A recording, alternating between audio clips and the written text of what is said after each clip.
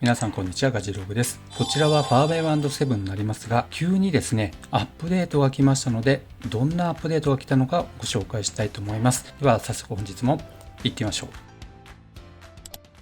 はい。というわけでですね、どんなアップデートかということなんですけども、私が確認しましたのは、ここにも今出ていますけどね、10月23日の日曜日の朝になります。今夕方の時間に収録している形になりますけども、朝8時頃の段階で気づきました。ですのでね、もうすでにご存知の方もいらっしゃるかもしれませんので、そのあたりはね、ご了承ください。まず最初に整理しておきたいんですけども、私がアップデートを確認しましたのは、この Android 版のヘルスケアで確認しました。で、その内容なんですけども、このような内容になっています。まずバージョンがですね、2.00.50M03 と書いてあります。そしてサイズは 9.79MB になっています。こちらは Android 版のアップデート情報になりますね。この更新によりスマートフォンを使用してバンドを探索することに対するサポートが追加されることに加え、心拍数と血中酸素の検出機能が最適化されますとまずありますね。これは今までついている機能のアップデート、それがより最適化されますよという内容でした。注目すべきところなんですけども、更新のところにありますが、2のところですね。iPhone での音楽再生の制御に対するサポートを追加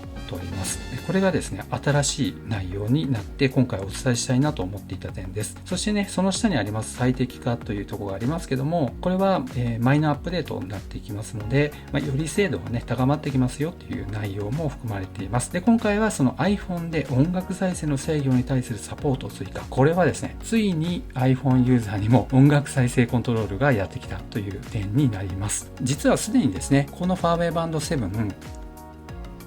音楽再生コントロールができるようになっているんですが、これ実はもうこちらの iPhone 版のヘルスケアとペアリングを切り替えてあります。そうしましたらですね、もうすでにね、使える状態になっていました。これね、やっと来ましたね。ちなみにちょっとおかしいところもあるんですけども、皆さんの iPhone 版のヘルスケアのアップデート情報はどうかわかりませんが、バージョン情報は先ほどと全く一緒なんですね。2.00.50 M03 と書いてあります。そしてね、ここの更新のとこ見てみますと、EMUI/Android ス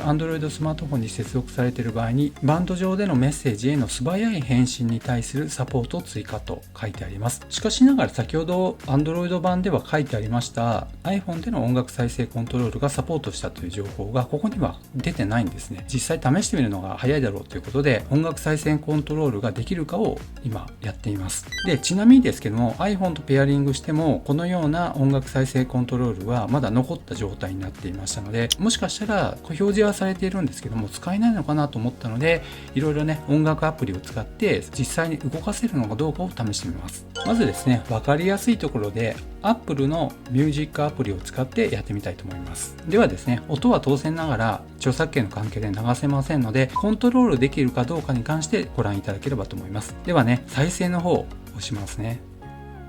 操作パネルが動きましたね。一時停止をしてみたいと思います。はい、こちらも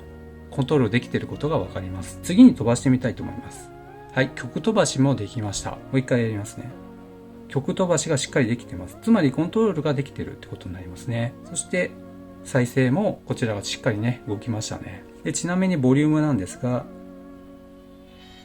ちらっとしか音出せませんけれども、しっかりね、ボリュームのコントロールもできています。Apple Music に関してね、しっかりコントロールができることも確認できました。ちなみにこれはもう iPhone 上に保存されている曲になります。では今度はですね、Spotify のアプリもしっかり動くかどうかについて見てみたいと思います。Spotify の方を試してみたいと思います。はい。ちゃんと再生ができるようですね。では曲飛ばしもね、見てみたいと思います。はい、やっぱりね、曲飛ばしもしっかりできますね。曲戻しはどうでしょうか。曲戻しは無料アカウントですのでできないようですね。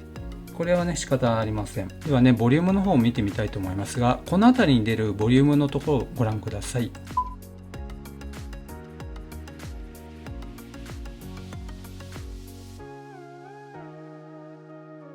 音はね、ミュートにさせていただきましたけども、ここに出ているね、操作パネルのコントロールはできるようですね。つまり iPhone でもこのファーウェイバンド7ね、コントロールができるようになりました。これはしっかりね、今このように確認して実機でやっていますのでね、アップデート内容がそのまんまその通りなんだなというふうに思います。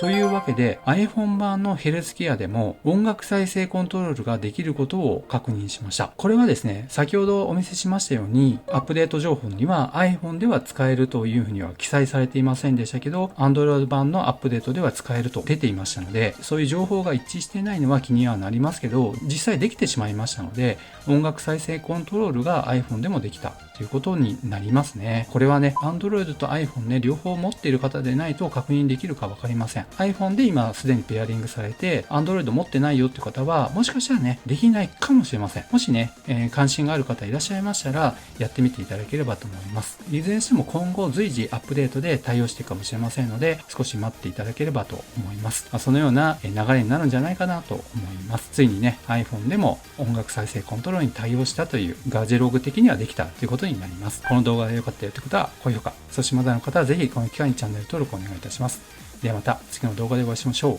う。さよなら。